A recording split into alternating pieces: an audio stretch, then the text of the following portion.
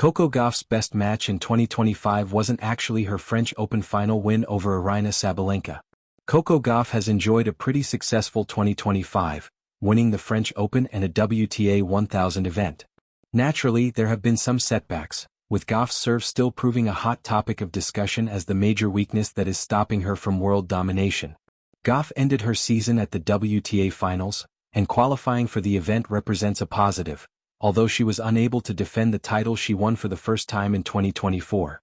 Aryna Sabalenka was somewhat frustrated after losing to Gauff at Roland Garros and vented her frustration with some classless comments afterwards. She later apologized, and it was a shame she behaved in such a manner, as it took the gloss off the victory a little bit. People will naturally believe the final was Gauff's greatest performance of 2025, but in reality, there was a better one even before the Paris finale. Coco Gauff's performance came during the United Cup win. Gauff will return to the United Cup in January looking to defend the title that she won alongside Taylor Fritz last year. The American performer won 6-4, 6-4 against Iga Swiatek, with the 2-hour clash proving sublime from Gauff's point of view. Gauff showcased a real ability to dictate from the backline during the match and chase down balls that looked like certain winners from the racket of Swiatek. It was at this point that people may have felt that Gauff had turned a corner, and perhaps this was actually the catalyst for a very fruitful 2025. Gauff has always been a player who rises to the big occasion, and this has to be considered as one of the most complete performances of her entire career against Swiatek. Gauff can win another Grand Slam in 2026. It was almost 2 years between Gauff's first Grand Slam and her second, and she will be keen to ensure she kicks on and adds more to the collection. After serving 431 double faults during 2025, it's quite easy to establish where Gauff needs to improve, but with the right people now in her corner, that should come good next year. With 4 Grand Slam opportunities next year, Gauff is capable of going deep in them all, and when it gets to the nitty-gritty, she knows how to get over the line and win titles. This win at the United Cup was superb, but it's a competition that some will view as a glorified exhibition event. Now, Gauff will hope to bottle this from the start of last year and start unleashing it on opponents more often than she does right now. When tennis fans look back at 2025, they will inevitably talk about Coco Gauff's French Open triumph, her masterful clay court dismantling of Aryna Sabalenka, the trophy held high under a glowing Parisian sky, and the eruption of cheers that echoed through Court Philippe Chatrier. It was the kind of victory that defines a season, sometimes even a career.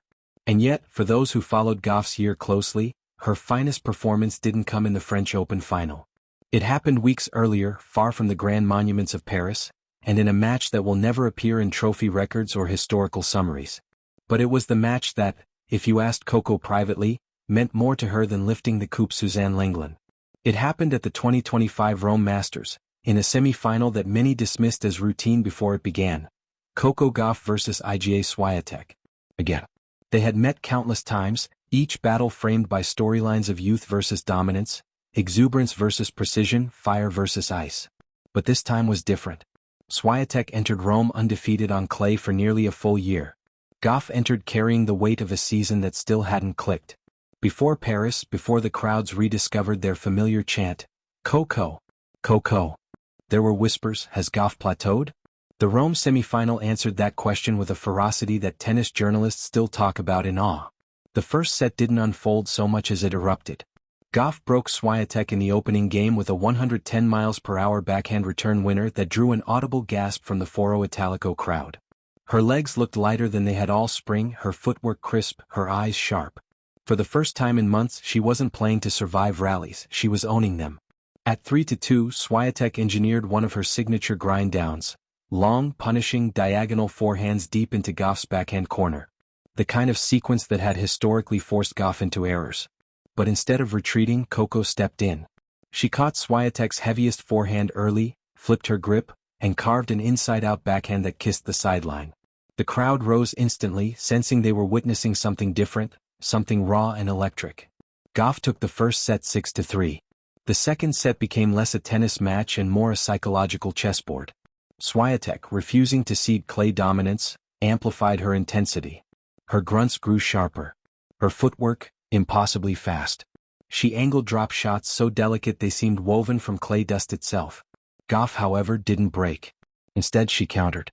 She matched Swiatek's height and sting with unpredictable patterns. Her cross-court forehands dragged Swiatek wide, Her down-the-line backhands opened space like a trapdoor. Her serve, usually a pressure point, held strong even as Swiatek ramped up the return aggression. At 4-5, serving to stay in the set, Gauff faced triple set point. The Roman crowd quieted into a low hum.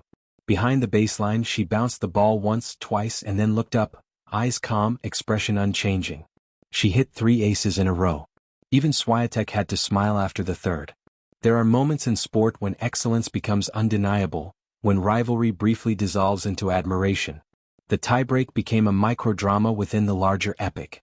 Every point felt like a turning point, every shot struck with the weight of a future slam shaping itself. At 6-6, Gauff produced the moment.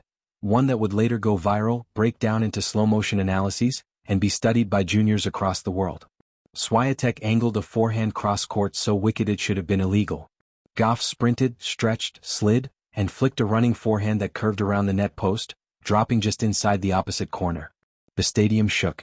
Swiatek, shoulders falling, could only nod. Gauff closed the match 7-6-6, with a final backhand winner struck as clean as a bell's ring. When it ended, there was no trophy. No champagne. No tearful speech about dreams fulfilled. Just two players at the net, sharing a handshake that lasted a second longer than normal, mutual respect passing silently between them. For Gauff, the victory represented something immeasurable. Proof that she could go toe-to-toe with Swiatek on clay and win straight up, without needing luck, mistakes, or cosmic alignment. It was a reclamation of belief. The kind that forms the invisible foundation of Grand Slam champions. When she later defeated Sabalenka in the French Open final, she played beautifully, truly, mixing power and finesse with the assuredness of a player who had grown into her identity. But the groundwork for that performance was forged in Rome. Rome was the moment she stopped playing not to lose. Paris was the moment the world saw it. Weeks after her French Open triumph, in a quiet interview taped for a documentary, Gauff was asked, "What was your favorite match of the season?" Everyone expected her to say the final. Instead she smiled softly. "Rome," she said. "That was the day I remembered who I was."